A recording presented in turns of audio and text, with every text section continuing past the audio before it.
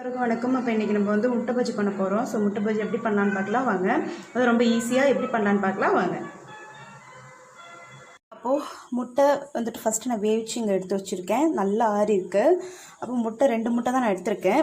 ஏன்னா அதை நம்ம உரிச்சிட்டு ரொம்ப குட்டி குட்டியாக பீஸ் ஆக்கிட்டு அதுக்கப்புறமா தான் நம்ம இதில் போட்டு பொரிக்க போகிறோம்.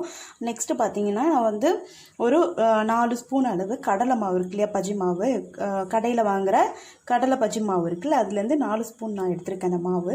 நெக்ஸ்ட்டு வந்து பார்த்திங்கன்னா அதில் இருக்கிற மசாலா வந்து ரொம்ப காரம்லாம் ஒன்றுமே இருக்காது. அதனால் நான் வந்து எக்ஸ்ட்ரா காரத்துக்காக ஒரு 1/4 ஸ்பூன் மிளகாத்தூளும் ஒரு 2 சிட்டிகை மஞ்சள் தூள் எடுத்திருக்கேன்.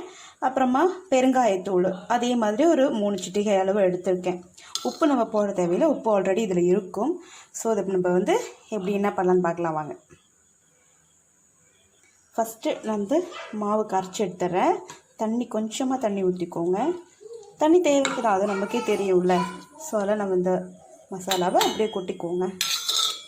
அப்புறம் ஃபோக் எடுத்துகிட்டு அடிச்சு பாருங்கள் நமக்கு அது எவ்வளோ தேவை. நான் 2 எக்குக்கான மாவு தான் நான் எடுத்திருக்கேன். நான் சொன்ன மாதிரி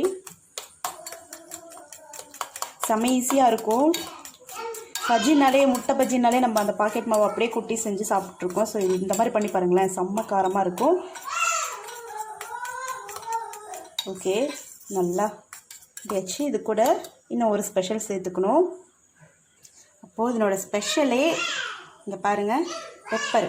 ஸோ பெப்பரை வந்து ஒரு 1/4 ஸ்பூன் நான் போட்டிருக்கேன். ரொம்ப ஸ்பெஷலாக இருக்கும். அவ்வளோதான்.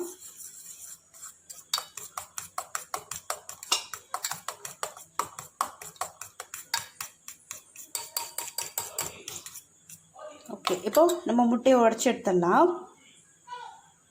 ஸோ நம்ம எக்கை வந்து குட்டி குட்டியாக கட் பண்ணிட்டோம். இந்த மாதிரி கட் பண்ணிக்கோங்க.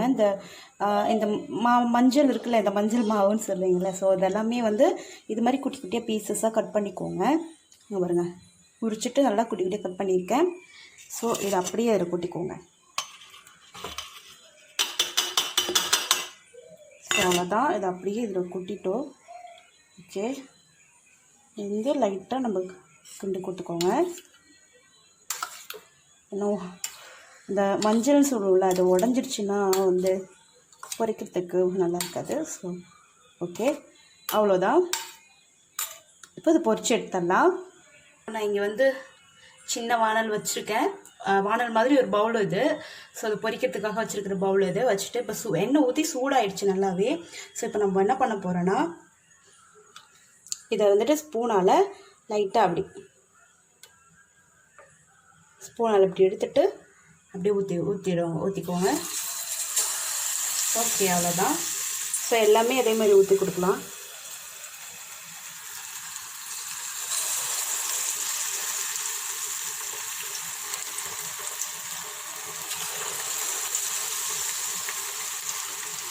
எல்லாம் நல்லாவே சூடாக இருக்குது. நீங்கள் எப்படி போட்டாலுமே அது வந்து தனித்தனியாக பிரிஞ்சிடும். ஸோ அது மாதிரி போட்டுக்கோங்க.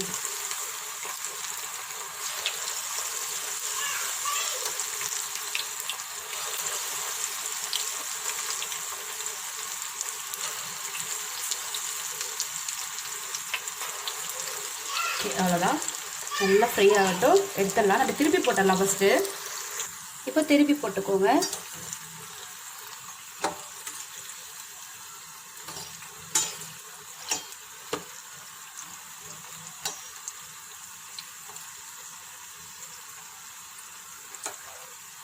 எடுத்துடலாம்.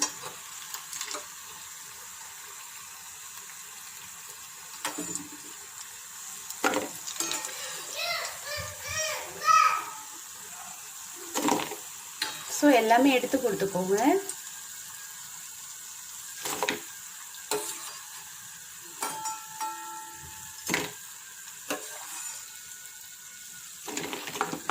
இப்போ மீதி இருக்கிறதையும் அதில் போட்டு கொடுத்துக்கோங்க.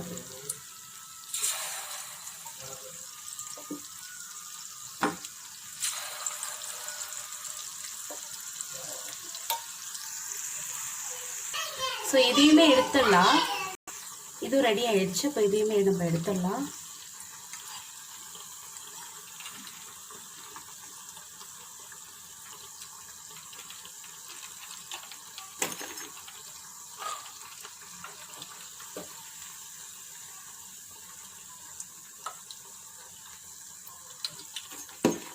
எல்லாத்தையும் எடுத்துக்கோங்க.